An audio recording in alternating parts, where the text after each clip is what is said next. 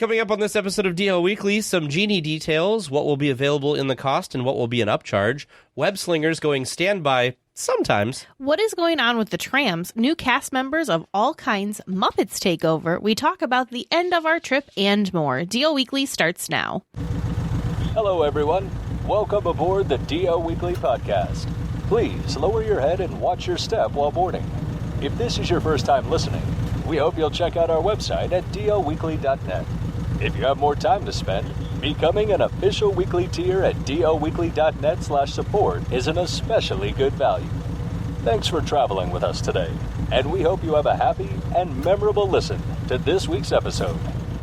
Well, hello and welcome to this episode of DL Weekly for the week of October 13th, 2021. I'm Tig Bushman. And I'm Teresa Urban. We would like to send a shout out and a big thank you to Miles M. for supporting the show. This support helps make DL Weekly possible. The weekly tiers in our supporter chat are amazing. There is always a lively discussion about something Disney happening at all times, with tips, tricks, direct access to us daily, and so much more. If you would like to become a weekly tier yourself and have some more magic in your day, head on over to DLWeekly.net/support to sign up.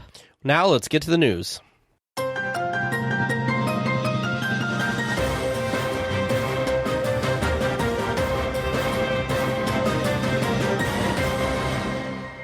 This week, we got some more details about the Genie service coming to the park soon. Over in Walt Disney World, the service will launch on October 19th. No date is set for Disneyland just yet, but Disney says it will be announced soon. The Genie Plus service, which is an additional cost, will be available at a number of attractions and works just like MaxPass from before the closure. Individual Lightning Lane selections will be an additional purchase on top of Genie Plus and Lightning Lane and will be priced from $7 to $15 per attraction per guest. At this time, only Radiator Springs Racers, Web Slingers, and Rise of the Resistance will be on the Lightning Lane Plus service. Again, the Lightning Lane Plus service is the extra paid service that you're paying per ride. I feel like it's going to take a while for us all to learn the new lingo again. It's very confusing because as I was typing this, I found myself writing Lightning Lane when I meant Genie Plus. I found myself, it's just not great naming. I'm sure we'll all get used to it just like everything else with the different key levels that we've had to get used to and everything like that. I'm surprised. I guess I shouldn't be surprised. I did not expect that the Genie service would launch so quickly. October 19th is just like a week away, so it'll be interesting to see how it goes out there. I did see some speculation that they're going to see how everything is going to work out in Disney World before it comes to Disneyland, which, you know what, I'm totally okay with that. They can work out the kinks. They did that already for us with Rise. They worked out the kinks. Well, we were first, and then they found some issues, and so then that's why they ended up opening before we did. But yeah, I'm okay with it too. The one thing that I have to keep reminding myself, do you remember the first time we heard about the new Genie system coming? D23, wasn't it? It was D23 in 2019. So even though this feels like a fast turnaround, it was first announced, 2 years ago, almost, 2 years ago now. So it feels like it was a really short turnaround time from when they basically were promoting it, when they had all those videos and the posts and everything, when they first were really giving us a taste and a look into what it is, to now, like, boom, here it is. However, there was also speculation that it was going to try and be live prior to Walt Disney World's 50th. So not quite as soon as I was thinking. I'm curious to see how this whole thing shakes out. I'm glad that they're taking their time and aren't rushing into something and then having it be a complete disaster. Yeah. I know that a lot of people are worried that it doesn't matter, that it's going to be a complete disaster anyway, but who knows? Well, I mean, it's like anything new, right? It's the first night of a Halloween party, the first night of a food thing. Sure. Anytime that there's something new, there's going to be wrinkles that are going to need to be ironed out. So we'll think positively, and it's nice that that Disneyland is getting it second and Disney World gets it first, and they can hopefully smooth things out for us a little bit before it comes to California. Now, I did see this week, too, we had reported a little bit before about Disneyland Paris, and they have lowered their Premier Access prices for some of their attractions. Sure.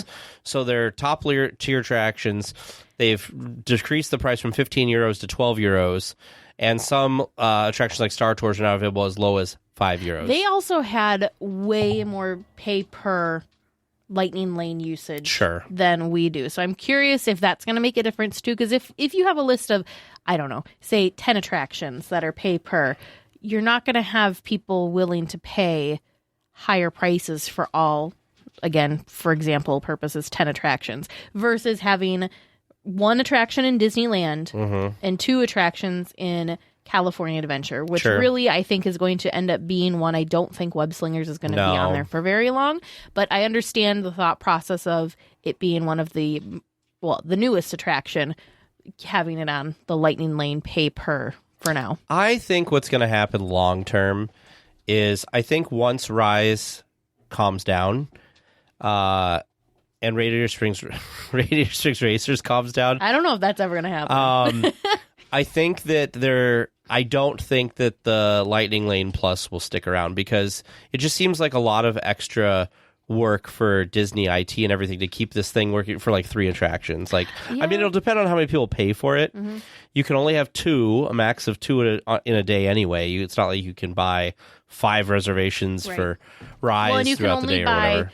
Yeah, you can only, is it 2 per day? Per day? I thought it was 1 per day. I thought you could only buy Rise but once. like right now with DCA, I think they're doing it as that you could get Radiator Springs and Web Slingers. Now, you can't do the same attraction over and over, but you can get multiples. The other thing to keep in mind too, this will be interesting just with wait times in general for these more popular attractions, because since it's the Lightning Lane Plus and it's the pay per ride, it will not be available for just a regular Lightning Lane if you purchase Genie Plus, which Genie Plus is a one-time thing per day. It's like Max Pass. Yeah, it's like Max Pass, kind of like Max Pass. It's $20 for the day, and then you get access to get Lightning Lanes, aka Fast Passes, for a different list of attractions. But the ones that you have to pay premium prices for aren't included. So it'll be interesting to see what that does for the standbys for these super popular attractions, because you're not going to really have too many, I wouldn't think, as many people going through the Lightning Lane Plus line as you would the normal Fast Pass line of the past. Sure. So hopefully that means the standby lines will be flowing a little bit better for those attractions. What do you think is the deal with Radiator Springs Racers? Like, I was surprised, I guess, the last time we were there at how long the line consistently was. It's always like that. I think it's because... Well, we had Max Pass, so that's probably how we experienced it previously. Yeah, I think we just lucked out and did the Fast Pass for it multiple times. But yeah, standby is always crazy for Radiator Springs Racers. And I think it's because, like some other attractions, but it is newer, it's such a good combination of both a thrill and a dark ride. And I think with how they do it I think it's also incredibly popular with children of all ages, whereas something maybe like Indiana Jones, I think, is a good combination of thrill and dark ride. It might be a little bit too scary for some kids, so you're not going to have as many people, whereas everybody loves Radiator Springs Racers. So, interesting. I'm also surprised that Space Mountain is not on this list, because I feel like Space Mountain is pretty consistently like a long line. Or Peter Pan. I'm glad that it wasn't. I'm glad that it's not, but I'm just saying it seemed like a low-hanging fruit if they wanted to do that. I'm glad that they decided to kind of scale it back for Disneyland. I think that was intentional because, Disneyland is more of a locals park, so you're not going to get as many people paying for those attractions as versus Walt Disney World, which is more of a tourist park. So they are going to be more willing to pay because you have limited time there, whereas Disneyland, you just, I'll just come back a different day, or I'll hit it next time. It's not as big of a need. I'm just curious what this whole thing is going to do. The one thing I keep reminding myself is, even if you do the pay per day thing, which I'm not convinced is something I will take part of, because it seems... The Max Pass aspect of it? Yeah, when you're doing the Genie Plus, when you can do your Lightning Lanes, aka Fast Passes. I'm not as convinced. $20 it's not worth it to me. I know it's worth it to other people, but it just doesn't seem super worth it to me.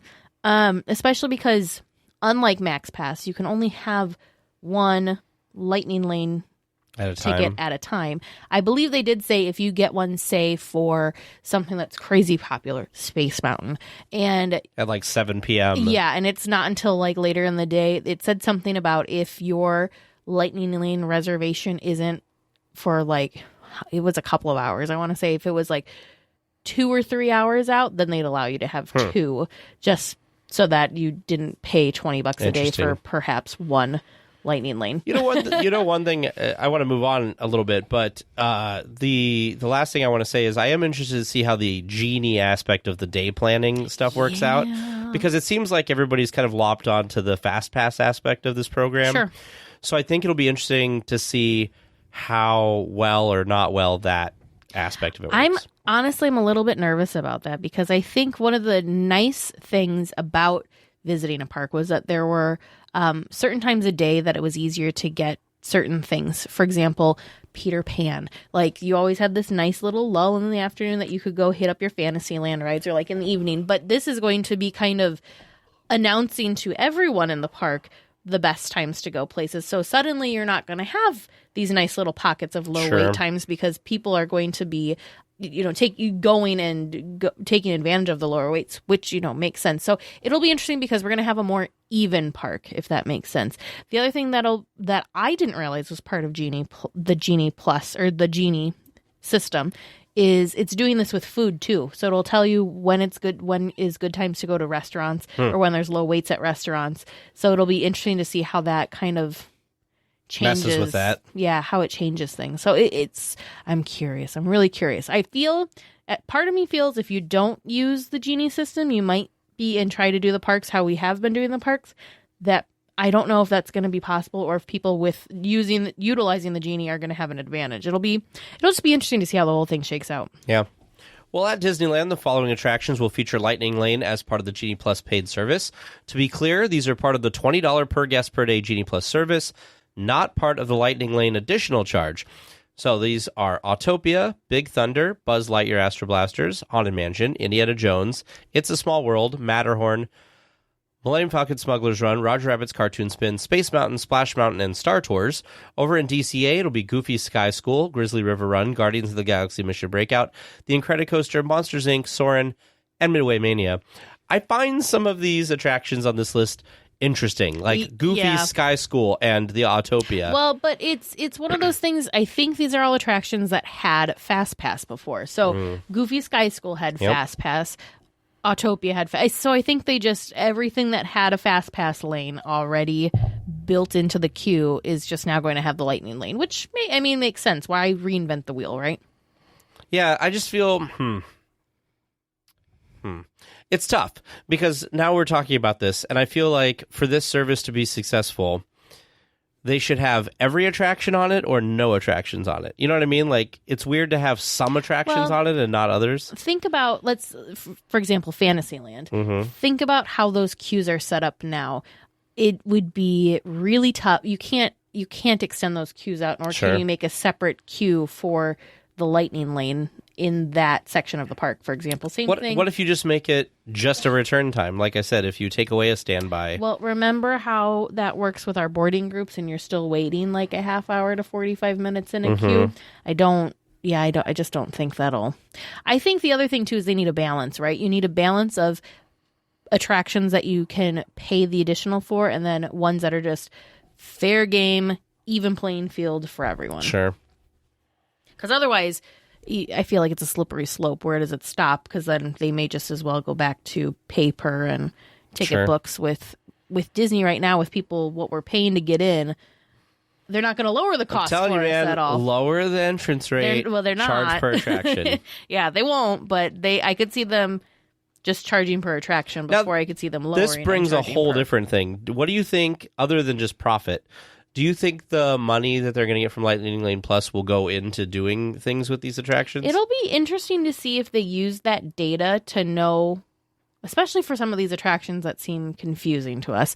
Are they going to use that data to see, nobody really cares to purchase the Lightning Lane and use it for Roger Rabbit or Autopia or Goofy Sky School or whatever. It'll be interesting if maybe down the road that's kind of how they weigh the popularity of some of these attractions. Because if you're willing to pay for the attraction versus just stand and wait in the line, that's a different level of love of the attraction, if that makes sense. I guess what I meant was the Lightning Lane Plus service, where you're paying per attraction. So for rides or whatever.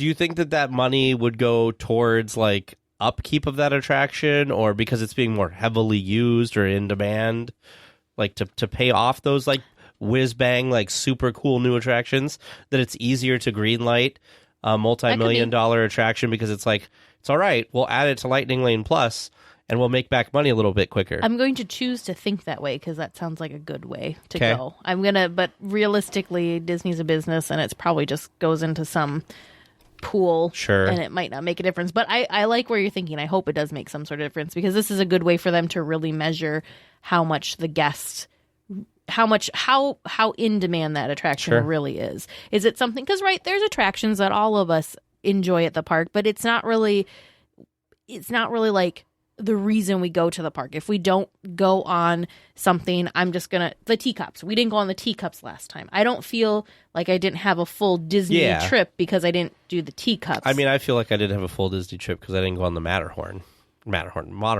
I was going to say, we went on the Matterhorn. Monorail. I was like, I was very sad that the monorail. I was very sad that the monorail was down. Yeah. It was cool that it was like that they had it running so often. It's still running. They haven't started it up yet. But anyway, I know But yeah, it'll just be interesting to see if that weighs on future park development at all. Well, speaking of guest demand. Guests that have been to Disney California Adventure this past week on rainy days may have been able to ride web slingers by waiting in a standby queue instead of getting a boarding pass. Disneyland is switching to a standby queue on days where the attendants are lower for the new attraction. Guests who get a boarding group at the 7 a.m. window will have their boarding group honored, but there may not be a need for the noon boarding groups and switch to standby only. The standby queue usually becomes active around 4 to 6 p.m. Yeah, so the way you can tell is a couple ones. One, obviously they wouldn't have a noon boarding group system, like it's just not available. The other thing is when you see a standby queue wait time like you do for all the other attractions, that means it's a standby. I don't know. I feel about this attraction, I feel bad because I feel like Disney was very excited for this attraction, and I feel like guest demand for it has just been like, obviously there's been some demand, but not like Rise of the Resistance demand, obviously. Well, and I mean that I can say that's probably for the whole campus because we have this huge surge of excitement, and now people are just like, "Oh yeah, it's Avengers Campus." But I think things will be different once they get that big e-ticket. Whenever that Avengers one, that'll be a Lightning Lane Plus attraction. I'll bet you. Yes, it will. So keep an eye out for that. Again, on regular attendance days, weekends, that type of thing. The boarding group system is still in place. Although, have we heard about Rise standby queues in Disney World? I haven't seen anything about that recently. I haven't either. Like, you mean wait times? Yeah, because I know because they went to it, right? They did. Oh, okay. So it still had a long line because people had to line up in backstage. Which, I mean, we do that for Smuggler's Run, too, so... 220-minute wait.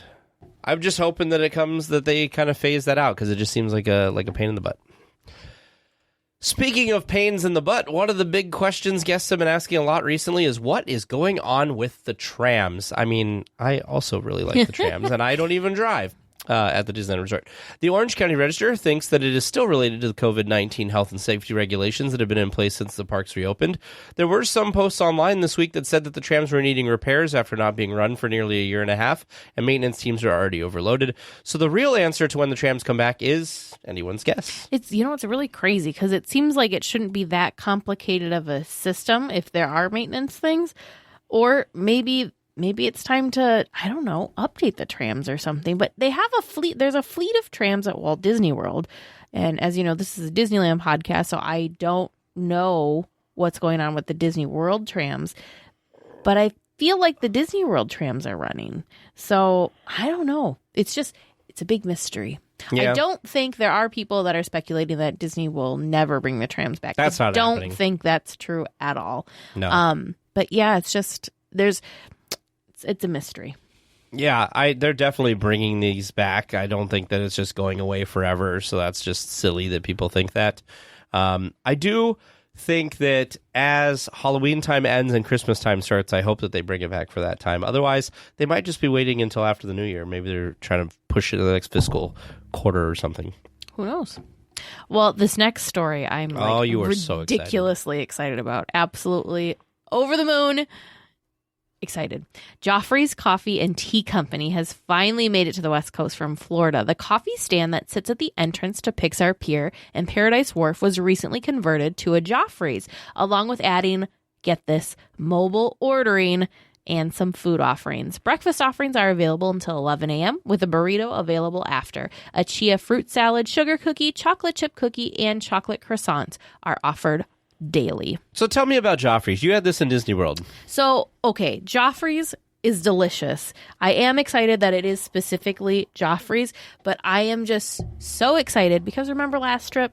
Oh, no, I know this whole story. So I don't remember if we talked what day it was, but one of the DCA days I went into Fiddler and Fife, and it took 40 minutes for me to get from the time I got to line, from the time I got my coffee, 40 solid minutes. And Fiddler and Fife has just always had this issue because it's like the place to get coffee. It's like Market House in Disneyland. It's like Market House, but Market House in Disneyland has 4 registers. Fiddler and Fife, 2.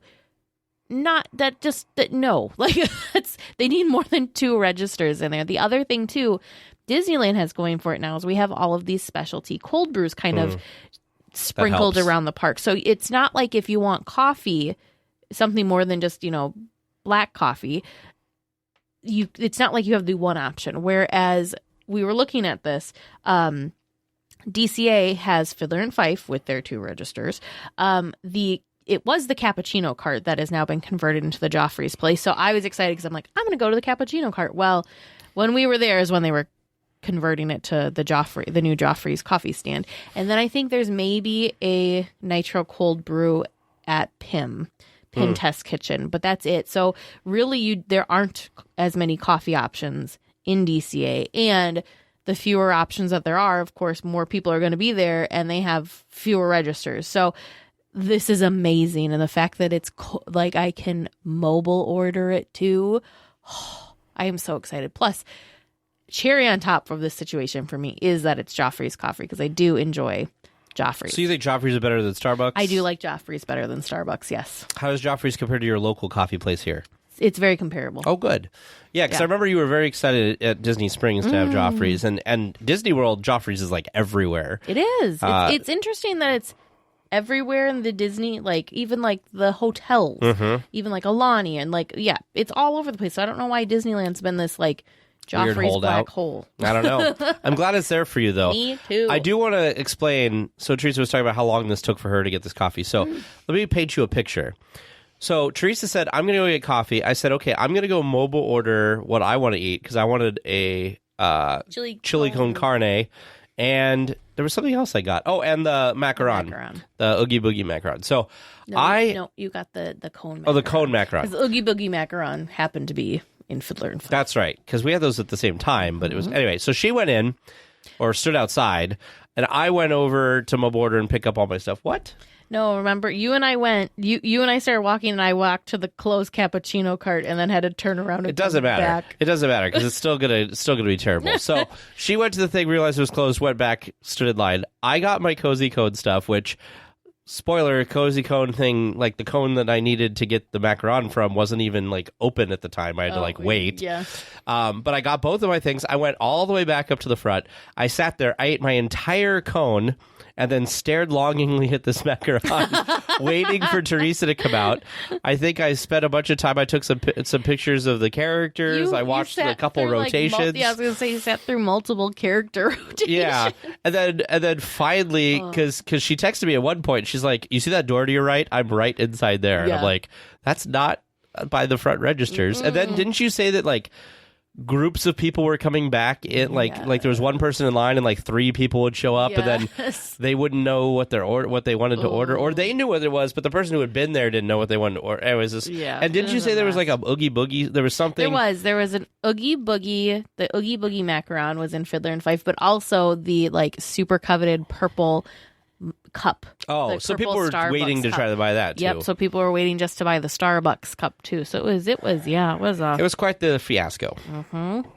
So hopefully not anymore, because I don't think the Joffrey's stand will have any of that crazy stuff. No, and even if it does have crazy like that, and I've got mobile order, at least I can go do something else while I wait for my window to pop up. So That's true. Whereas like the Starbucks Fiddler and Fife line, you're committed. Yeah. Oh, yeah, because even mobile order for Starbucks, you don't know when it's going to pop up. Yeah. Yeah. Well, Disney Plus has been an excellent... what? You can't mobile order Starbucks in the parks. Right, but I mean, like, when we've done locations of Starbucks outside of the area. Gotcha. Because you were like, I'm here, and then... Yeah. Well, Disney Plus has been an excellent source of information and entertainment about the parks since it launched in 2019. A new movie, which will focus on the creation of Disneyland, will be debuting on the service in the future. The movie will be written by Evan S., I'm not going to try to pronounce his last name, who worked on The Jungle Book 2 and Beauty and the Beast. David Gordon Green is set to direct. He worked on Halloween and Halloween Kills as the writer and director. And that Halloween Kills is the one that just opened or will be opening soon. That was the sequel to the Halloween movie from a couple years ago that did exceptionally well. I'm just excited about this. We loved Imagineering Story, especially, obviously, episode 1. But this is going to be like Saving Mr. Banks. Yeah. Oh. It's like a movie. Oh, but it's not like, okay. No, it's going to be like Saving Mr. Banks. I thought it was going to be like an expansion of the Imagineering Story and how we had all this like old footage and all that stuff. Interesting. No, this is going to be along the lines of Saving Mr. Banks, where it will talk about the process of building Disneyland with Walt and stuff. Yeah. Which I think is super exciting. Yeah. Wow. Okay. I mean, I was excited either way. Well, yes. But I didn't know that it was going to have like somebody cast as well. I thought we were going to see I wonder who they'll old get. Interviews and stuff like that. Do you think they'll get Tom Hanks again? It'll be like the Tom Hanks Walt Disney Cinematic Universe. Okay. There's a question. Who would you cast? I think I liked Tom Hanks a lot in Saving Mr. Banks. I really was apprehensive and was really nervous and not sure because those are big shoes to fill for me. Mm-hmm. So, but he did a good job. I did like how he portrayed him. I don't think you need to have a big name person do Walt. I think you just need someone that can do the mannerisms and look like him. Mm-hmm. That's what I'm going for. Yeah. Dang. I hope it's good. Interesting. Super interesting. Well, the Disneyland Resort has been hiring quite a few new cast members recently, although not a lot with more than 2 legs. The Circle D Ranch has recently received 5 new horses for Disneyland. The new horses are Dublin, a 4-year-old Belgian and Percheron cross, Champ and his half-brother Chip, who are 5-year-olds, and Clydesdales.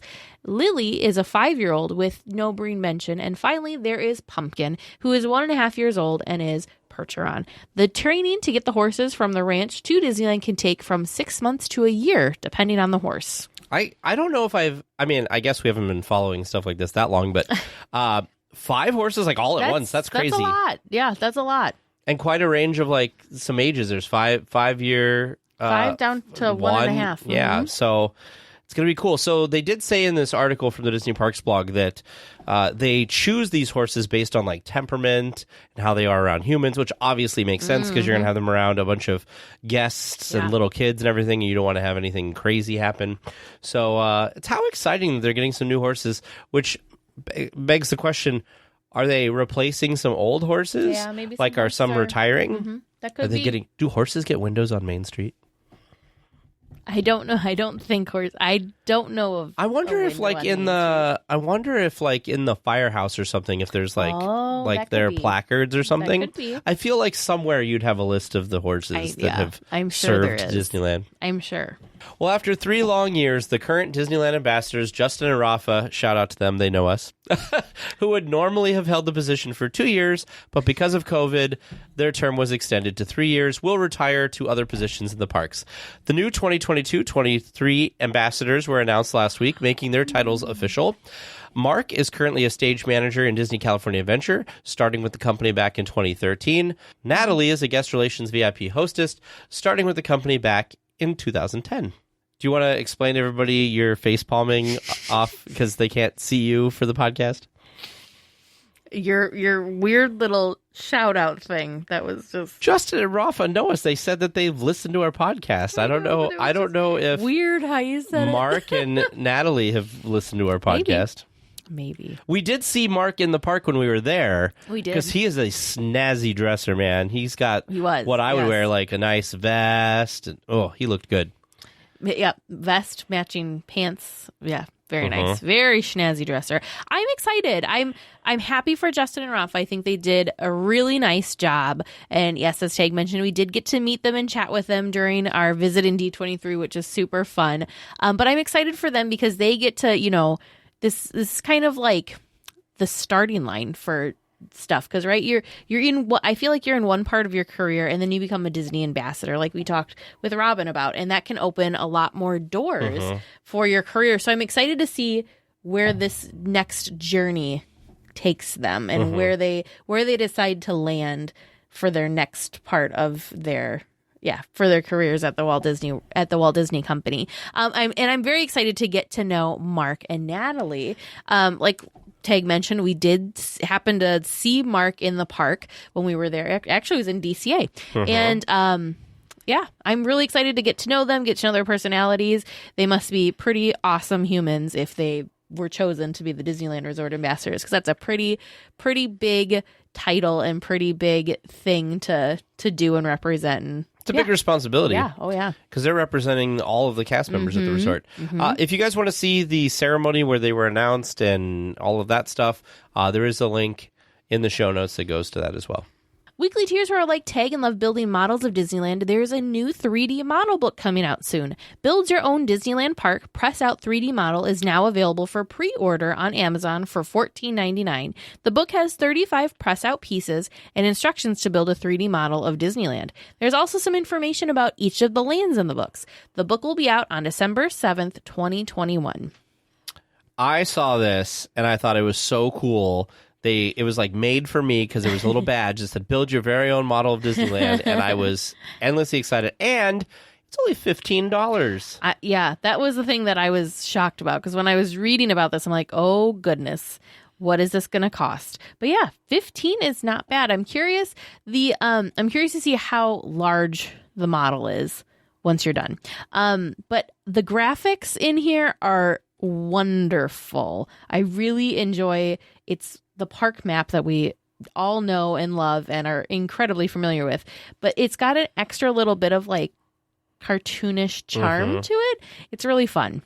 Yeah, really fun. I'm very, very excited. This will definitely be something that I'm sure that I'll either buy for myself or somebody will buy for me for the Christmas or something. You will own this, yes. Yeah, it's going to be pretty cool. I feel like a lot of Disneyland fans, whether they're model fans or just Disney fans, will be getting this, because this is such a fun little book. And unlike the Paper Parks thing, I don't have to like sit and meticulously color and cut it out this time. That is true. I ran into that the other day in my pile of printouts that I had, and I just need to get back to coloring it. How are your 3D Metal Earth things coming along that I got you for Disneyland? I only did the sign so far. I need to get my tweezers and stuff together to do the other one. I just haven't done that yet. Well, for Weekly Tiers who watch the Muppet Haunted Mansion Halloween special on Disney Plus this week, the Disney Parks blog has released some wallpapers, stickers, and more. Some of the wallpapers include Miss Piggy as Madame Pagoda, animal, and Muppet versions of the famous locations from the Haunted Mansion. There are some Giphy stickers when you search for Disney Plus Life on Instagram, and more. How fun. Just super fun. I like how I love that they did this mashup of the Haunted Mansion and the Muppets, because it's kind of an unlikely pairing, but I really enjoyed it. And the other cool thing, too, that I liked, and we'll talk about it a little bit later, is I really liked how they kind of wove the Muppets into a lot of the classic things of the Haunted Mansion. So, for example, Madame Pagoda. The wall. Well, I'm thinking even like stuff that people may not have noticed, like the wallpaper and how the wallpaper, even instead of the classic Haunted Mansion wallpaper, it was the Muppets. So I like that they had all of these little hidden details in there, but they're making some of the details, and then obviously some of the more major things like Madame Pagoda, they've created so that we can use them in fun ways in our day-to-day life as well.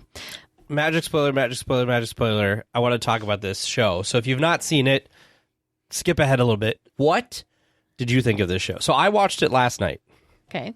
What did you think? I thought it was adorable. I watched it the day it came out because that's the kind of Haunted Mansion nerd and Disney nerd that I am. And I really enjoyed it.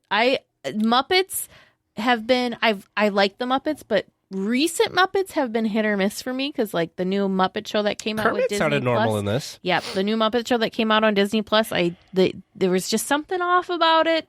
Kermit didn't sound right, and I don't know. There's just something that just I just didn't get into that. But this, I think they did a nice job. I liked how they used characters in like Muppet characters and how they transform them into Haunted Mansion characters.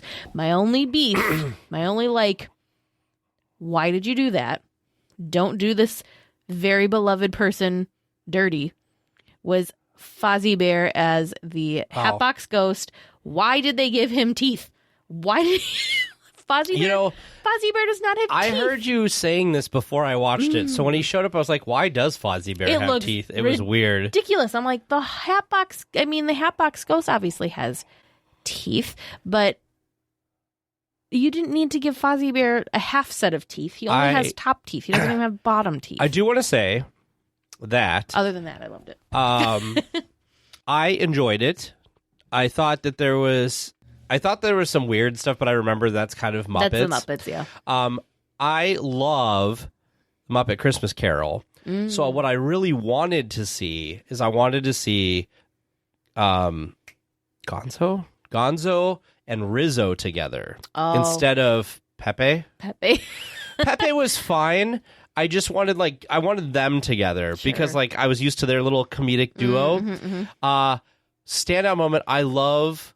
I can't remember Waldorf and I can't remember the other guy, the crabby guys. Yeah. I love that they were in a doom buggy, floating around in a doom buggy. I loved it. Of course, like you said, Kim Irvine showing up. Yep. Like I really enjoyed that. That was like they didn't need to do that, but that was so cool that they did. There was a lot of different celebrity moments. Yeah, like Darren Criss as the groundskeeper. The music was good. I thought a couple of the songs that they did were really good. I was really worried about Kermit's voice, but they seem like they figured that out, at least for this. Yeah. I thought it was good. I thought it was cool that they went through all of the different locations of the mansion. Even though the outside of the mansion did not look like any of our mansions, it was like something else. Yeah. I did enjoy it. The one thing that I was missing was after because they kind of went through the mansion the correct way that you go through the attraction, but after they were in the ballroom and then we did some attic stuff, I really wanted them to go back to the graveyard for like the party and the fun. So they didn't, but that's okay. I missed that part because it would have felt more like complete for me. Sure. If that makes sense. But yeah, it was fun. Yeah, it was neat. I like that they brought in the bride and stuff. Like, I don't know. They touched all of the important parts of the mansion, which made it really enjoyable. Well, the Haunted Mansion exhibit at Great Moments with Mr. Lincoln has been updated to include some of the props that were used to film the Muppets Haunted Mansion special. Some of the items include a To Die For license plate, the crystal ball from Madame Pagoda, the maid's spray bottle from that same scene, coffins, there's a door, one of the doors, breathing doors or living doors from the hallway, and more. There are even some notes from the Muppets themselves about some of the items. I am sad that we didn't get to see this because, like I said, I really like Muppet stuff, and I think it would have been really cool to see some of the props to get kind of like an idea of scale and stuff. And the way that the puppeteers bring the Muppets together is always so interesting to me. So I'm sad that we didn't get to see this when we were there because it wasn't there yet. But cool idea. I'm glad also to see that it seems like Disney is using the Muppets now. Yes. Because for a while I felt like they didn't do anything with the Muppets. That is true. But the one thing for those of you that can go visit this is they have a section of the Muppets version of the Haunted Mansion wallpaper. And then you can also see some of those other details that I was talking about. Like for the door, I think it's so cool that the ironwork above the door is the face of one of the Muppets. I love all of the details that they put in here, and I think it's super cool that you can go see these details up close at this exhibit. Absolutely. Well, Uva Bar in downtown Disney has some new drinks on the menu for Halloween. The Beetlejuice contains vodka, melon liqueur, and blue Curaçao. The Vampire Bite has Nolet's Gin, Rosemary Simple Syrup, Pink Grapefruit, and Soda Water. The Trick or Treat has High West Bourbon, Pumpkin Spice Syrup, Lemon Juice, and Soda Water. Finally, the Black Cat has vodka, raspberry liqueur, and lime juice. Each cocktail is $15 and should be available throughout the Halloween season. Ooh, I think I would try the Beetlejuice and the Black Cat. Both of those sound delicious. Yeah, I'm not a big alcohol beverage. They're very pretty, like usual. They sound fruity though. Melon and blue Curaçao, and then raspberry and lime juice. Psst. Avast there. It'd be too late to alter course, mateys. And there be trivia questions lurking in every cove, waiting to be answered. Listen close and keep your ready Disney knowledge handy. That be the best way to answer correctly. And mark well me words, mateys. Dead men tell no tales. You come seeking questions and long-lost Disney information, eh? Sure, you come to the proper place. But keep a weather eye open, mates. And hold on tight, with both hands, if you please. There be squalls ahead. And James and Vern waiting for them what don't answer correctly. Welcome to Trivia Land TNT. It's me, producer James, back again. Our first question comes inspired from listener Liberty M.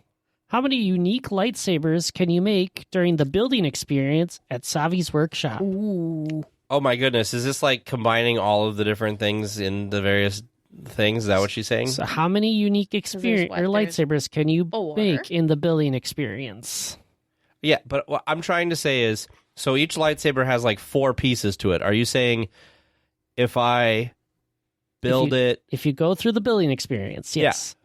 Yep. Okay. How many different ones can you make? But then you can intermix them too, can't you? That's what I'm saying. There's a lot of math involved here. So there's 4 different... There's 4 like elements. Elements. Or whatever. And then 4 pieces. And there's per 4 element. pieces, and each piece has 2. So there's 8 pieces per element. Well, there's 2 variations for each section, and then you can pick and mix and match. Because otherwise we're going to be here forever. 160. All right, we're going to calculate this. I don't know how to do math with this, James, but we have 4 times...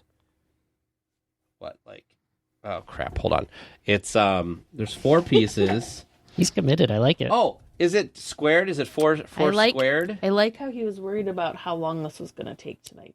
And now he's committed to the math bit. 4 squared. I could have told you that. 64. 64 unique choices? Sure. Great. Question number 2. I figured it's spooky season, so we need some Haunted Mansion love. Oh, crap. No, wait. 128. 128. Sorry, okay. 128. Good. All right. Now we move on again. It is spooky season, so we need Haunted Mansion questions, right? So my question to you is, what is the name of the graveyard band in the Haunted Mansion?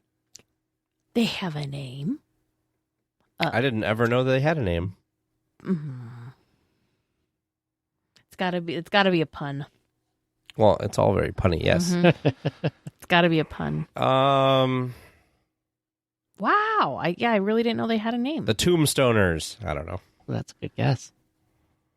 No clue. I'm gonna say the afterlife of the parties. Ooh. I feel like we should make a band now called The Afterlife of the Party. I was going to say, even if those are wrong, great band names in the future for someone.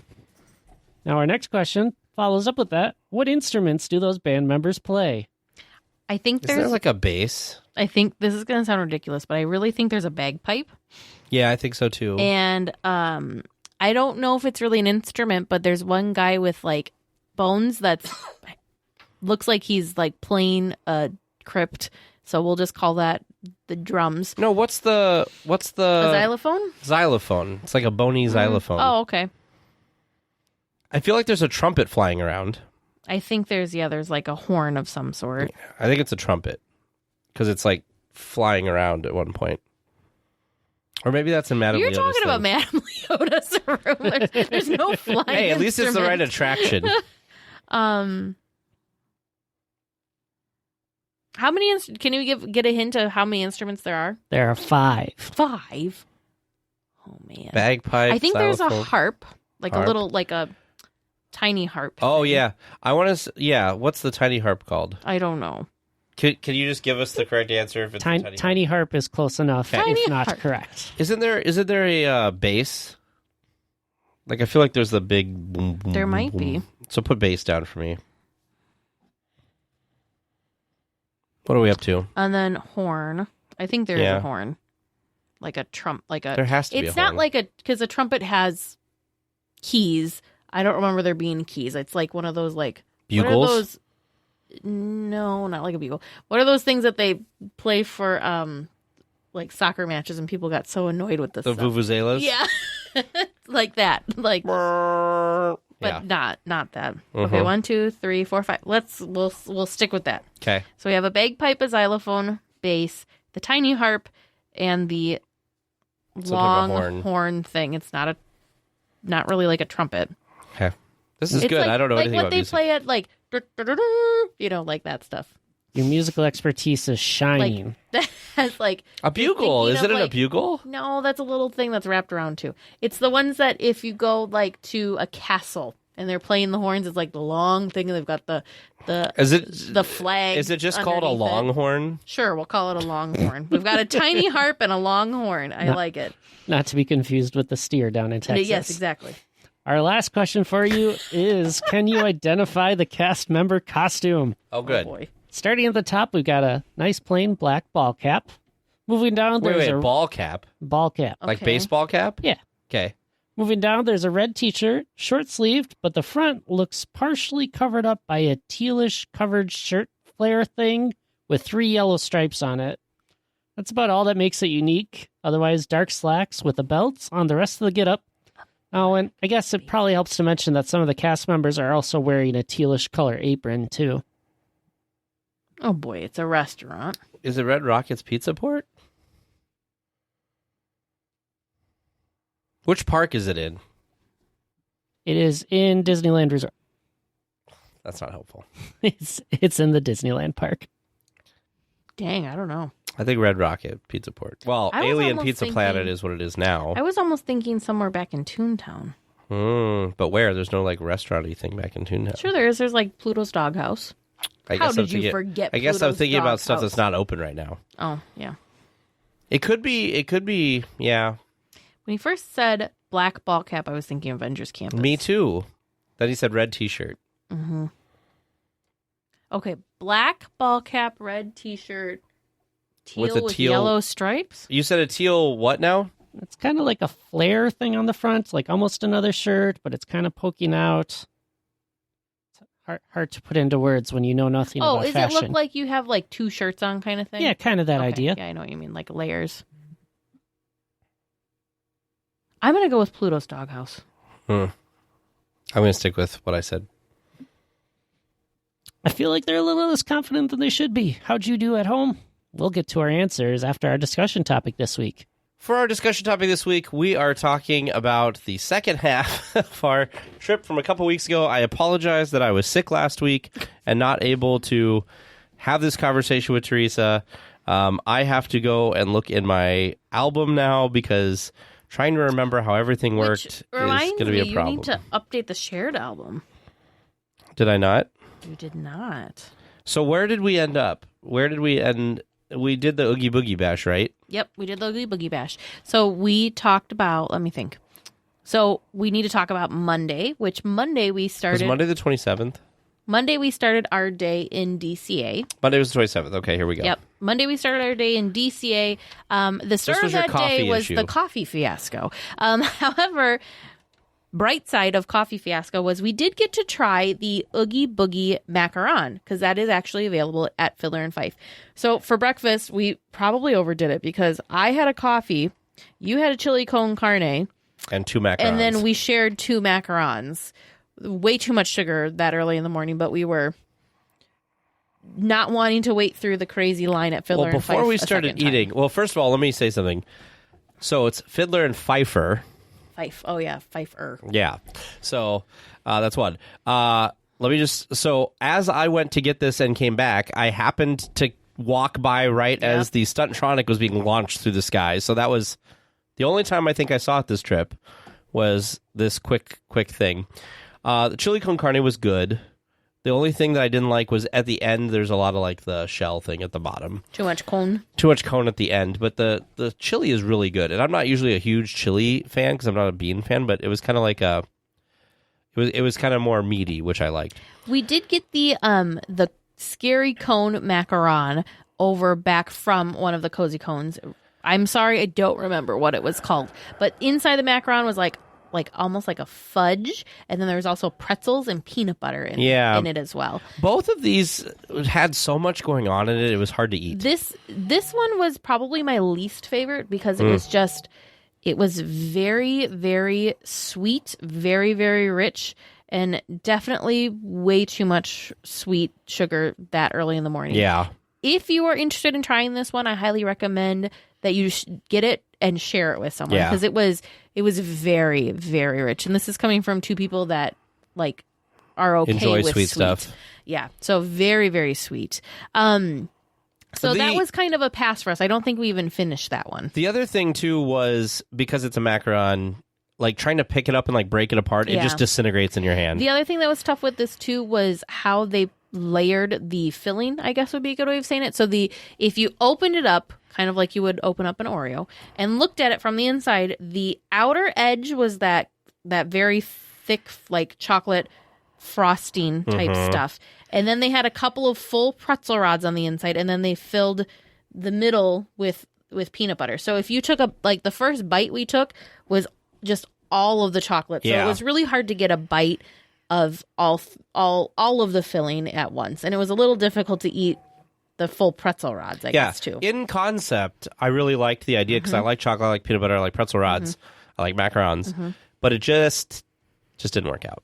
Now, the Oogie Boogie macaron, I had a poor experience with looks this. Great.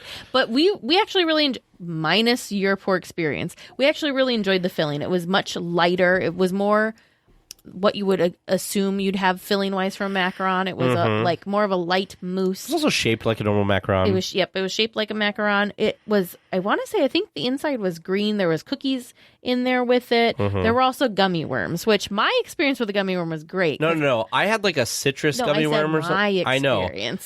But it was funny because I tasted it. I told Teresa, I'm like, this was awful. And she's like, well, you must have had a bad gummy worm.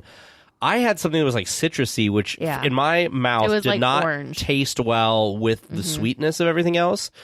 Teresa had some type of like mine was strawberry like or cherry or something, like and that went really well with it because. So I was a little sad because I was not expecting that at all from this macaron. We did go ride a couple of attractions. We rode Soarin', and then we also rode, which without even asking, we got in the front middle. It was great. We got we were. The perfect spots in our opinion for that. So that was pretty awesome. And then it was almost time for lunch. So we actually went back to the Plaza de la Familia. It's back in the Paradise Gardens area. So past Goofy Sky School. So we went back there, beautifully decorated, but we did get a couple of different things for lunch. You ordered the traditional tamale plate, and I ordered the Tortitas De Papa. Fantastic. So we both tried each other's food. We were sharing. Teresa's was better. The tamales, I really like tamales, but they just, I don't know. They weren't my favorite tamales. They weren't great, but they weren't terrible, I guess would be a good way of saying it. Want to say that just to preface it so people don't think I'm just trashing stuff, I kind of had an upset stomach, probably from all the sweets earlier in the morning. So I don't know if like my review of this meal is like accurate. Just so you know when I'm giving my opinions of things. So the tamales were just. But your potato thing was really good. Yeah, my Tortitas de Papa were excellent. And what that was it was actually a plant-based offering, and it was crispy potato cakes with sautéed spinach, ranchero sauce, golden rice, and a pickled onion salsa. But man, the potato cakes. I read a review, and they said that the spinach didn't add anything to it, but I thought the spinach added a lot to it. It did. The sautéed spinach was actually in the middle of the potato cakes. It was very good. Super, super And good. The highlight. And then we also got more sweets, because, of course, you got the drink and the sweets. Yeah, we also did the sweet hibiscus tea slush, and then we, of course, had to get the cocoa cake. Now, the cocoa cake was really good. Really good. And I was sad that we were so full and couldn't finish it. But the cocoa cake is a churro flavored cake. That's going to be one of It was really good. It had a good mixture between the frosting and the cake. The cake, of course, was nice and moist, so really good. What was our opinion of the slush? The slush, again, I think we just oversweeted ourselves. It would have been good. It would have been good, and we would have been happy with it, I think, if we wouldn't have had so many sweets. It wasn't a like must get again for me. I really like things like the Jungle Julep. Now that slush drink over in California or in Disneyland, one of my favorites. It's great. But this just not, it wasn't as good. It wasn't, again, not terrible, but not great.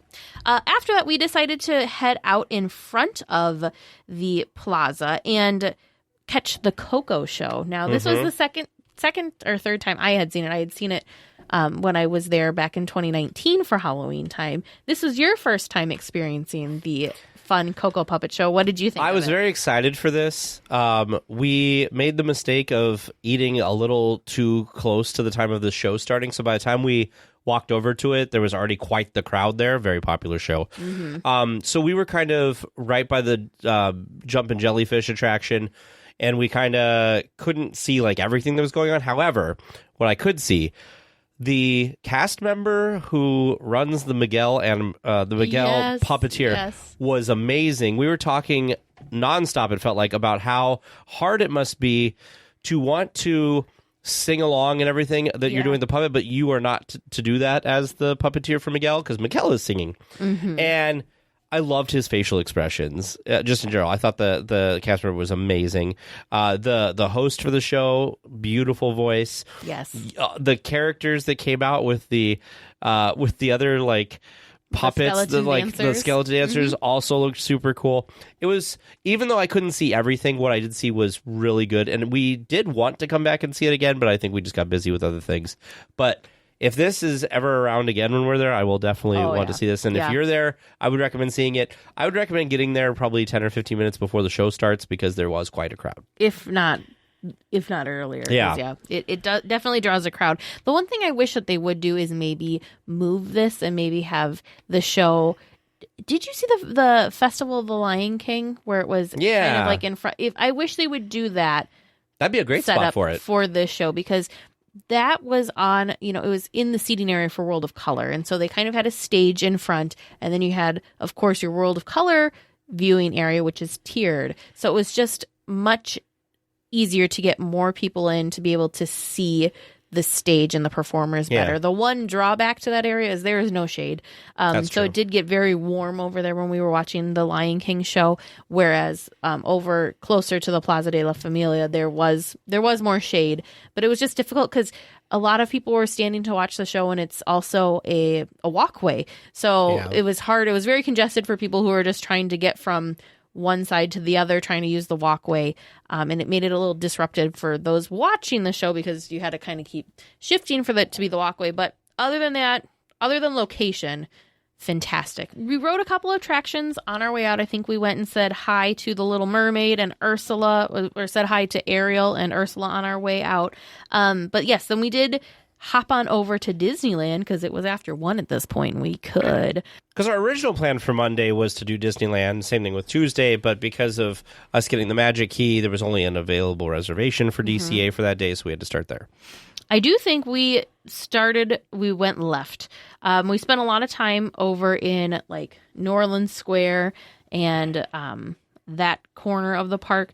We did, because I think we took a Grand Circle tour, and then we got off and got beignets, and then after eating our beignets, which we got the strawberry beignets, which I was very surprised. The powdered sugar that has the strawberry pieces in it for this, really good. Like I did not expect flavoring. It to taste so strawberry like. But I thought they were very, very good. You got the drink. Yep, I got the strawberry mint julep, which was good. There was a mint julep that we had during D23 that was excellent. I don't remember what flavor. It was like a berry one, wasn't it? Oh, it was so good. This one was good. I liked it better. Like, I'm not a huge fan of the classic mint juleps. I like the flavored mint juleps better. So this was good. It was very refreshing. And I agree, the strawberry beignets were better than I had expected. I was a little iffy on those, but they were very tasty. After we enjoyed our julep and beignets, we actually sat down and recorded that week's podcast. So it's going to feel like we didn't do very much that day, but we did spend a good chunk sitting on the edge of the river recording. We've had a lot of great feedback, so I'm really glad that you all enjoy when we take the time to record in the parks. I think it's so fun to get some of that park noise in the background while we're recording, and bring that to you from the park. So it's very cool. So my next photos are from not far after that, and we're back in DCA. We did, because we went back to DCA because we had reservations at the Magic Key Terrace. That's what it was. Okay. And so we headed back over to DCA after recording. We did a lot of hopping back and forth. We did. With parks this trip, which is not normally our thing. But hop back over to DCA to catch our reservations at the Magic Key Terrace. We did meet up with a couple other weekly tiers to hang out at the terrace. You really wanted your Pimnini, and so you went over, grabbed a Pimnini. And I have a bone to pick. And then met us at the Magic Key Terrace. I have a bone to pick. A weekly tier and I went over to Pim Test Kitchen, decided that the mobile order wait time and the standby wait time looked like it'd be about the same, so we just waited in the wait line. There was one cashier who I thought was just being slow. On reflection of watching her take orders after we went through, their system is just very convoluted, and to order one thing took like 15 button presses. So totally do not blame the cast member. Got the food, was very disappointed because the very first time I had a Pimini, it was amazing. It was like the best thing I had ever had. Like, it was so good. And that was during our July trip. Our second time was also during the July trip, and I got it again. That one was not as good. It kind of wasn't put together as well. It seemed smaller. I don't know if it's my imagination or memory or what, but I felt like this time it was even smaller and didn't taste as good. Like, by the time I got over to the terrace to eat, it was like cold, and it just was very disappointing. I wish I would have ordered something different. However, when we got to the Magic Key Terrace, one of the weekly tiers had ordered the steak slider things, and those are amazing. Yep, we did share it was called the Slider Invasion. They were beef tenderloin sliders with chimichurri and pickled red onions. These were actually available during Touch of Disney. And they were great then, too. And they were even better, I think, at the Magic Key Terrace. And then I got the Heimlich Choo Choo juice, which was a non-alcoholic drink with Minute Maid lemonade with Granny Smith apple syrup, and then there was a big slice of fresh watermelon on top. Super cute, very photogenic drink. I was not a fan. I kind of had to force myself to finish this one. It was just not what I was expecting it to be. I think You were so disappointed. I was so sad and so disheartened. I think I assumed, which was my fault, that it was going to be like a watermelon flavor drink with it being Heimlich, but no, like I just said, it's lemonade with Granny Smith apple. So yeah, I was not as excited. It did get better as it got watered down, but yeah, not great. And then we also had one of the weekly tiers got the 54321, which was Captain Morgan spiced rum, blue Curaçao, coconut, pineapple, cream, simple syrup, and fresh lime juice. That was pretty good. It was a little more strong tasting than I thought it was going to be, because the description makes it sound very light and kind of fruity, but it was good. I think it was the rum that kind of gave it that little extra kick.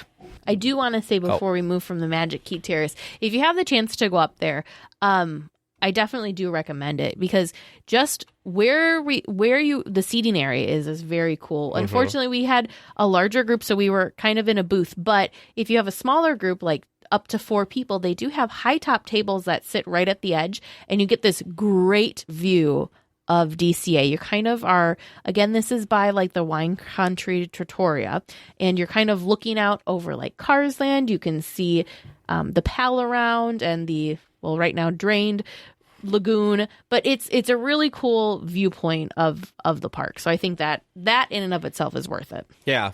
It's a cool location, and it was the first time I had ever been up there, so I was glad we did it. Mm-hmm. Now, for that one, was that one because we were talking about this in the chat recently, is that one that everybody has to show their... No, so the Magic Key Terrace is so anybody can make a reservation for the Magic Key Terrace. However, who is a Magic Key holder? Nope. So I made the reservation before I was a Magic Key holder. So anyone can make a reservation for the terrace, but when you arrive and when you check in, at least one person in your party needs to be a Magic Key holder. So it was a mix. I'll say like about 50-50 of the people in our group were key holders and we're not key holders. So that was a pretty cool thing to be able to bring friends who aren't key holders up to do an experience with you. So very fun. So after that, we went over and rode the Incredi Coaster, which had a pretty short wait. It was nice to get on that again. I still think that nighttime is the time to ride this attraction, and because you could see so many things better. It was so fun. I got to ride in my absolute favorite spot. My favorite spot to ride on the Incredi Coaster is row number 1. The cast members, I need to give them a shout out because they were amazing. We happened to be like the third group in a row that requested the front row. So there was 6 of us or something? Yep, she was very kind and very patient and had us stand off to the side. She was able to honor all 3 groups' requests. And so everybody that requested row 1 got row 1. We did have to wait for a couple of Incredi Coaster trains to go through. Totally understandable, not a problem. Well worth the wait, in my opinion. So super, super fun. After we rode the Incredi Coaster, we went over to the adorable snowman because a weekly tier actually gifted me with one of the Pixar Pier parfaits, one of the boozy versions of the Pixar Pier parfait. They sent the exact amount with tax and everything included to us as a PayPal donation. They did. With the message of, you have to buy this. Teresa, you need to go buy this. So I did.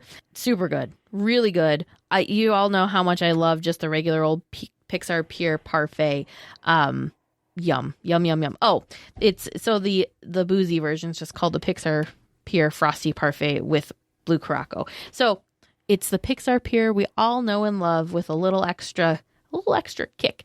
I will say if you do get this, it is best to kind of let it melt a little bit so you can mix it around to get all the flavors mixed. Yeah. That was how I enjoyed it the most.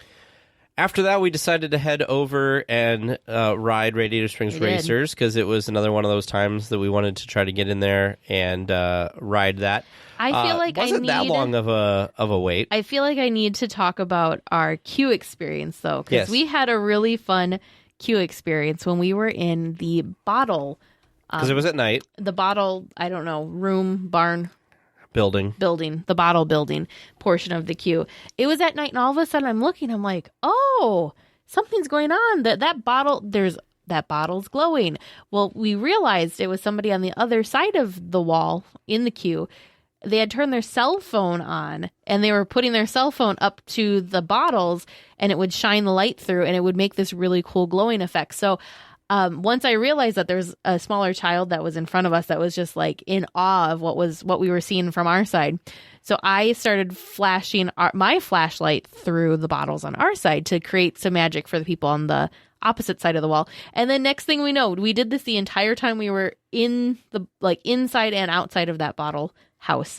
And so many people caught on to it and started flashing. It was so cool to see the magic kind of spread. It was really, really cool. So it was neat to see. I've decided now every time that I'm in that queue at night, that has to happen because it was so cool. It's a cool little thing. I'm looking at my photos and I realized we did not talk about something. So before we left Disneyland and went back to DCA, our boarding group came up for Rise of the Resistance. Oh, and we went over, and there was a huge, I don't know, it must have gone down or something. There was a huge mass of people that were all showing up at the same time.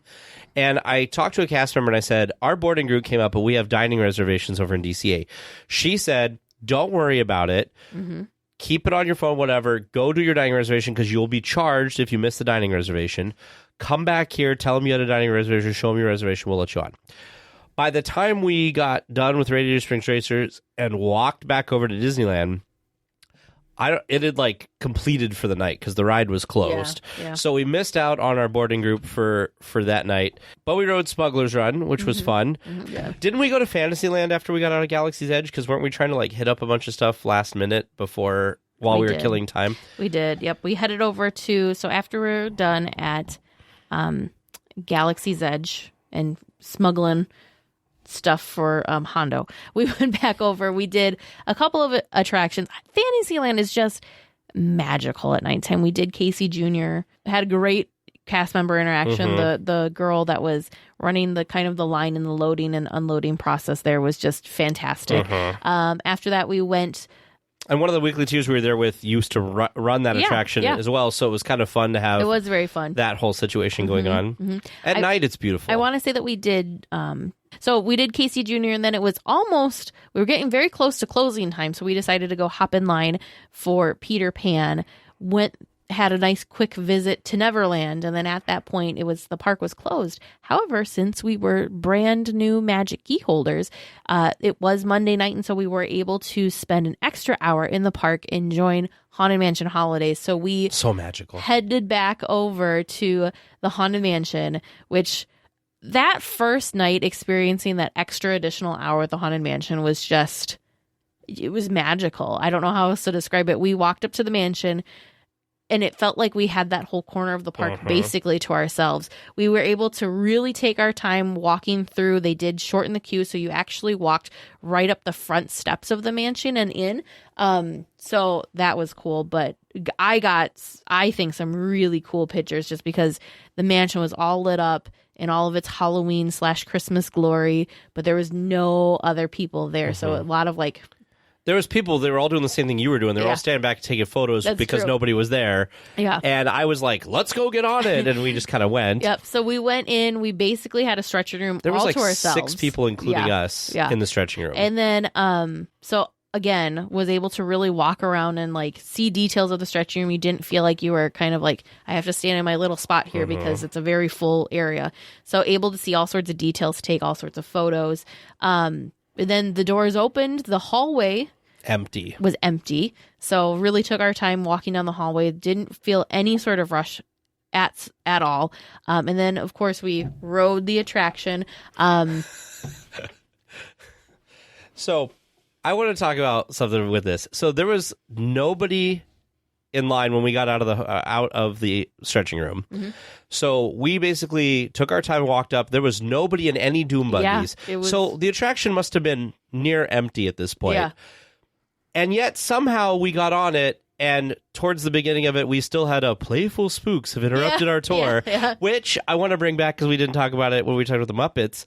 They did put that as part of the Muppet Show, and I was like, great, this is just an expected thing now that's going to be in the show. Perfect. I thought that was perfect. But it was cool. It was cool. It was very cool. We did get stopped in the mansion a couple of times, too.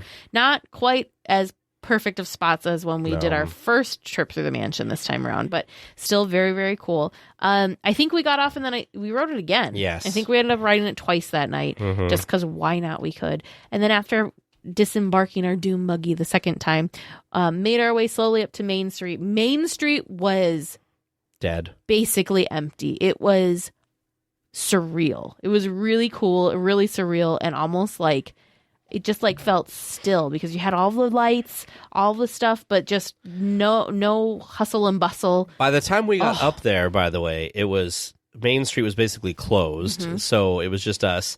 And Teresa had an unfortunate cast member interaction. Yes, we did. But yeah, I think we're not going to go into that. We'll just leave it. There was a grumpy security guard, a very grumpy security guard that wanted anything to do but be there at that moment. But I was able to get some really cool shots. I walked up, and I do feel bad because I did scare a security guard accidentally because I decided to turn. We were like halfway down Main Street, and I look back. I'm like, there's nobody in front of the castle, and it's night. I really want to get a shot of the castle. So I was trying to not take too much time. So I was like walking fast back up towards the castle, and the security guard that was up there thought like, where does this woman think she is going? She cannot go back in the park. And then I stopped like ahead of her to like crouch down and take some photos, and then okay, she's just taking photos. You think she'd be used to this by now? She may have thought like, we've got a runner, she's trying to get back. But yeah, that was not the grumpy security guard. The grumpy security guard was as we were leaving. One of the weekly tiers wanted a quick photo with the pumpkin because of course there's nobody there, and so literally we stopped for maybe 2 seconds just to take very quick 2 or 3 photos, and the grumpy security guard wanted nothing to do with it and was very much get out, get out, get out. Whereas Yeah. all of the other people and all the other cast members were there. Nobody was forcing anybody out. He just was having a night, I think. Yeah. So, yeah. But anyways, aside from that, super magical. Yeah. Super, super magical. I feel really fortunate to have been able to experience that. I feel like that's a taste of what a cast member gets to experience frequently. But then also the pictures that I was able to take, I look through them, I'm like, dang, those look pretty good. So Tuesday morning, we started in Disneyland because it was available. And Teresa and I had a game plan for this one, and it worked out beautifully for us. So Teresa went and got coffee on Market House, and I ran and did a mobile order and went back to the the Red Rose Tavern, and I got a Mickey pancake with bacon and the Halloween gray stuff. Yeah, the Halloween gray stuff, which was really pleasant to go back there and kind of sit and just kind of people watch while I was waiting for Teresa. And Teresa kind of did the same thing. She got her coffee, but then I moseyed while taking photos and stuff on the way over. So it worked out well because about the time that Teresa got to me, I had kind of just finished eating. It was really good timing. And then after that, we headed over to Tomorrowland. Space Mountain had little to no wait for whatever reason. We didn't even get there for a rope drop, so I don't know.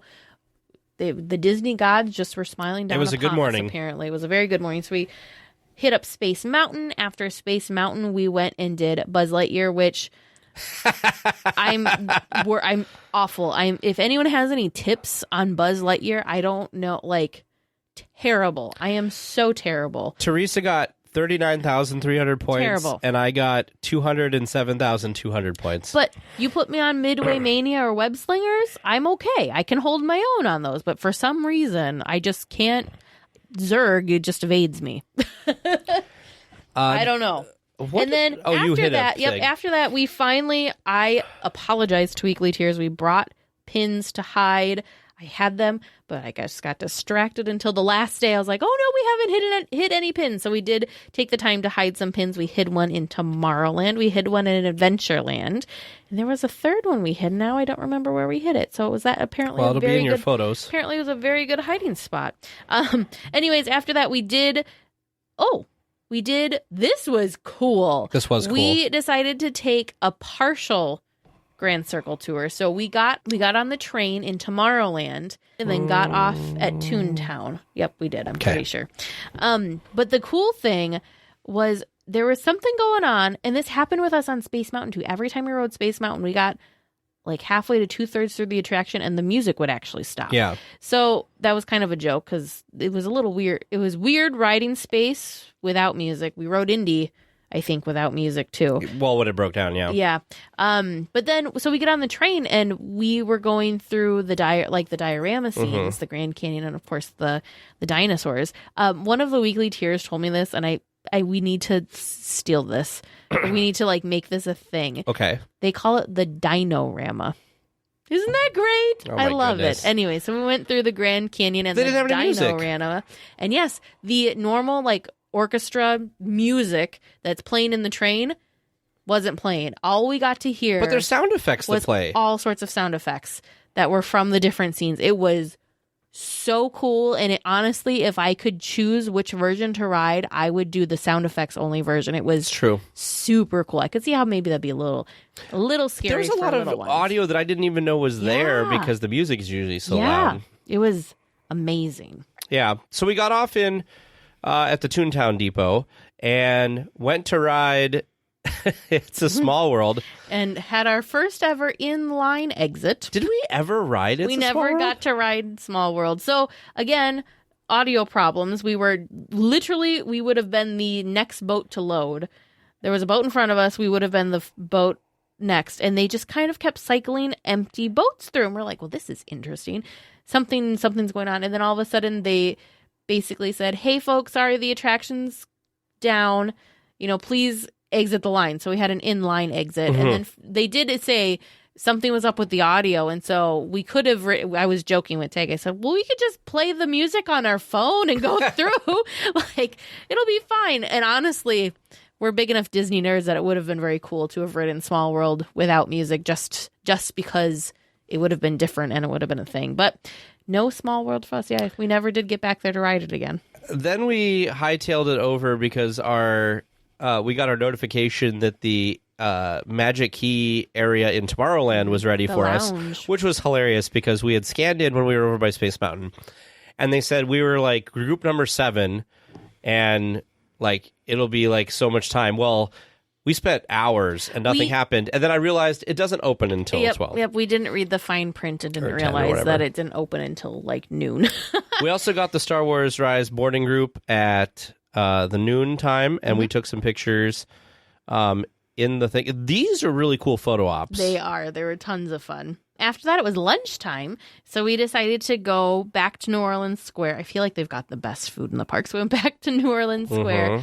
I had the corn chowder. You had the clam chowder. We both had our bread bowls. It was very, very tasty. The corn chowder was just was a little chunkier than you thought it was going to be, right? Yeah, it was. It wasn't as like liquidy, I guess would be a good way of saying it. Was very hearty, but very, very good. And then we also, just because why not, we'll just try our luck.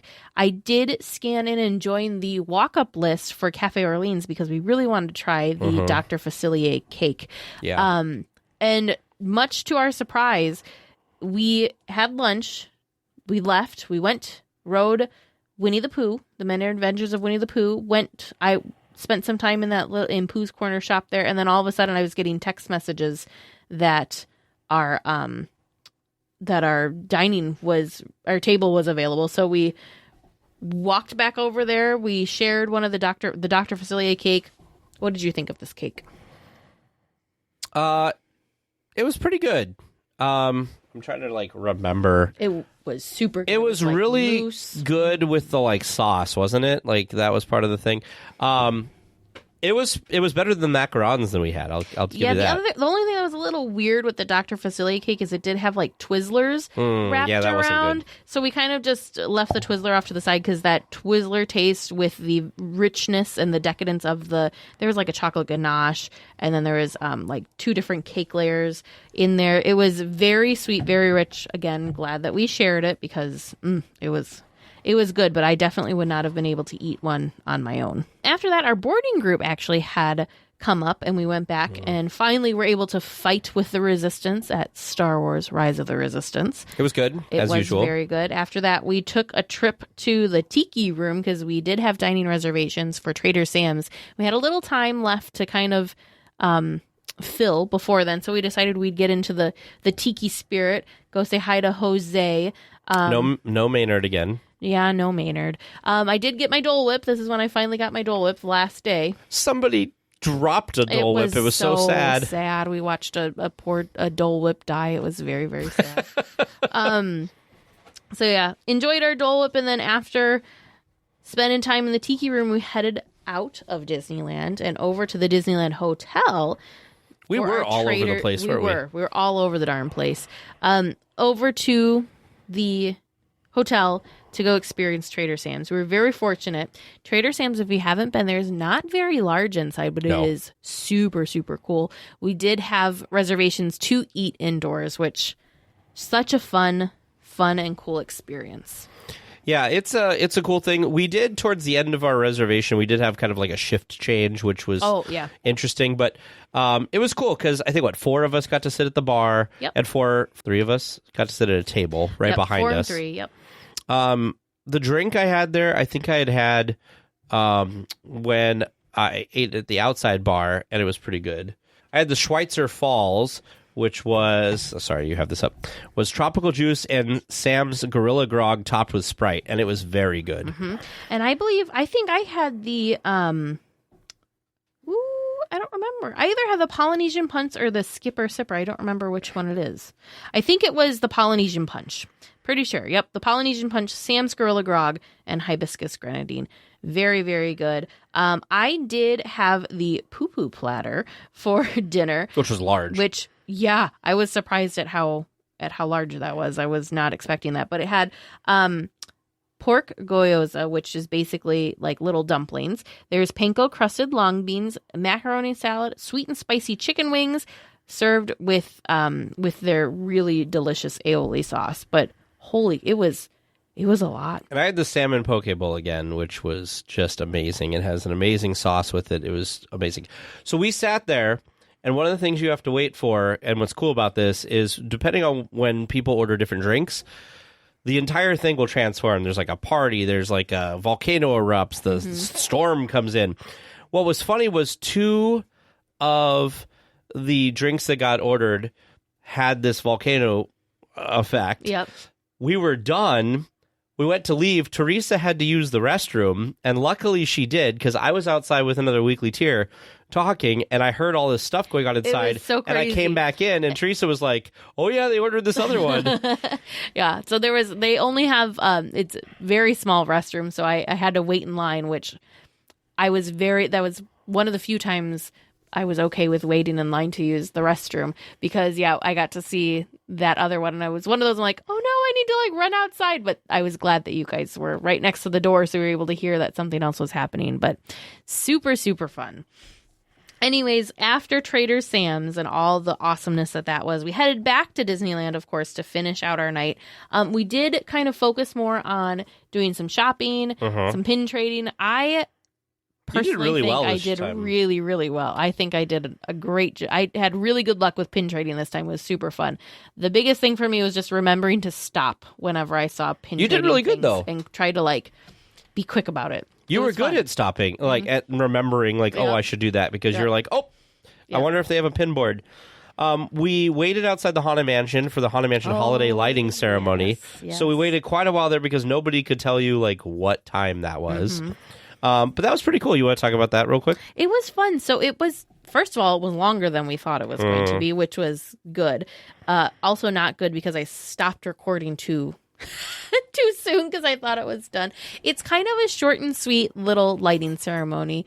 The one at Cars Land, I think, is probably a little bit longer, but still a lot of fun. You've got like the ghost host narrator that kind of intros it, talks about it, and then all of a sudden, the cool thing with this is the lighting ceremony is when it is dark. So it's a true lighting ceremony where it goes like from very dark to poof, on. But super fun. They had kind of like after the actual lighting ceremony and the lights were on at the mansion, they did kind of have like this, like a song that they played and continued on at the end. It was fun.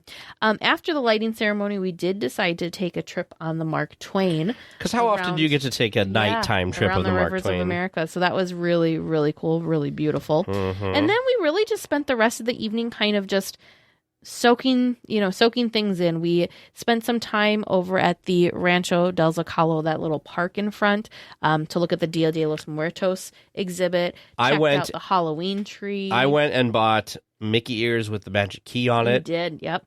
Checked out the Halloween tree, spent a lot of time just really soaking that in, because it was a great time because there just wasn't a lot of people over there at this point either.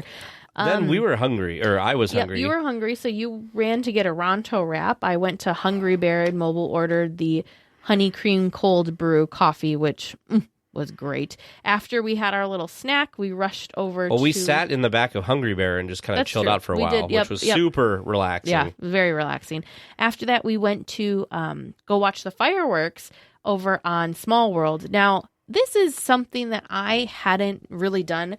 The first time I think I did this was actually in July, because I knew you could watch the projections and the fireworks from back there, but I just didn't think it would be as good as the castle on Main Street, because, right, that's a pretty high bar. It was good, though. It's so much fun. Especially on just projection nights. They do a fun thing, because some of the stuff, if you've seen Halloween Screams, some of the stuff you can't have also back at Small World. So I'm thinking like Zero flying through the sky, or the big inflatable Jack, that sort of things. But they did a really nice job changing the projections to still incorporate those things and still have the story make sense. But it was a ton of fun. It's really, I think, an underrated place to watch that, especially if there was just projections. I thought it was quite fantastic. It's also really nice because it's kind of a secret to go back there, because you can go back there 5 minutes before the show starts and find a good spot, and you have enough space. Most people are actually sitting down on the ground to watch the show. So it's a very relaxing. We had a firework cute little kid experience. behind us who was like crazy dancing Yes, and stuff. It was yes. awesome. He was having a ball. After the fireworks, we went over and rode Alice because that was something that it seemed like for whatever reason, every time we went to ride, it had a huge long line. And this time we decided, you know what? If we're going to do it, we're just going to do it. Gonna do it. So we did that. And then after Alice, we decided to hit up the Matterhorn. After the Matterhorn, we went for another trip around Space Mountain. And at that time, it was about park closing. So we headed back over because, again, it was a night that Magic Key holders were able to spend an extra hour in the parks enjoying Haunted Mansion Holiday. And I don't know, what a perfect way to like just finish off the trip, having that extra hour, spending some time with Jack and the gang at Haunted Mansion Holiday, and then enjoying a leisurely walk out of the park and saying goodbye. It's always nice to spend that little extra time at the park, especially when it's your last night. So, well, and there's something, it was just even more magical because it was after all of the crowds had gone through. So it was much more like relaxing. But it was all in all, fantastic trip. Thank you to all of the weekly tiers that came to our meetup, all the weekly tiers that biggest meetup yet. Yep, came and said hi to us, maybe rode an attraction with us. We had an absolute blast. We hope that you guys did as well if you stopped and said hi. And even the random like hellos that we'd get walking past people in different points, you know. So it's just really fun. We're always so happy to see weekly tiers. I was super tickled because the pins that I had hid, we had people like comment that they had found them. I think that's good. just so much fun. So yeah, anyways, thank you to everyone for help making this trip a super awesome time. Yeah, and for all the weekly tiers who support the show, there's no way we would have been able to do this without all of you. So thank you again so much. Looks like we're coming in for a landing, gang. But please stay listening until trivia comes to a stop. And then you can walk to the nearest exit. Thanks for listening to the 8th wonder of the world, DLWeekly. I'll tell you one thing. You didn't do well at math. Didn't? Did not. Okay. But, otherwise, I think you can walk away feeling pretty good about yourself. Well, we'll find out. So, our first question, inspired by listener Liberty M, how many unique lightsabers can you make in the building experience at Savi's workshop?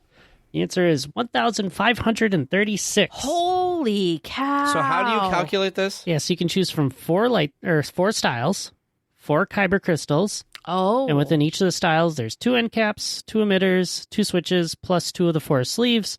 So it's multiplication of 4 times 4 times 4 times 3 times 2 times 2 times 2, which gets you that number. That hurts my head. Yeah. Wow. And that's just the building experience. Wow.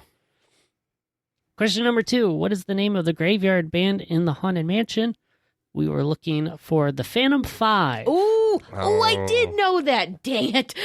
That's the group of minstrels. Yeah, now that you heard it. Yeah. Ooh. I still think both of your options have a lot of potential. Though I might side with Teresa's, the afterlife of the party, a little bit better. Not the Tombstoners? Yeah, I feel like it's been used or something. Sure. Our third question asked what instruments they play. I'm going to give you the point. You got 4 out of 5 correct. Dang. So a small harp, a horn, after all that debate of trumpet, bugle, whatever, it's a horn, a bagpipe, correctly remembered, a set of bones to pound the tempo with on a tomb, which I'll give you for xylophone/drums, but no bass. It is a flute. Oh, yeah. Okay. Yep. The one that's like closest to you as well is the one that's I'm always got lost. looking off. I like watching the guy with the I think they're like humorous bones that are pretty fantastic. And our last one, the cast member costume.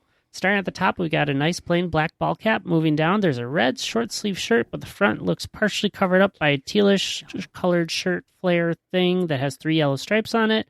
It's about all that makes it unique. On the bottom, dark slacks with a belt, making up the rest of the getup. Oh, and probably helps to know that some cast members also wear tealish color apron too. Point for Tag. Alien Pizza Planet is indeed where I was going.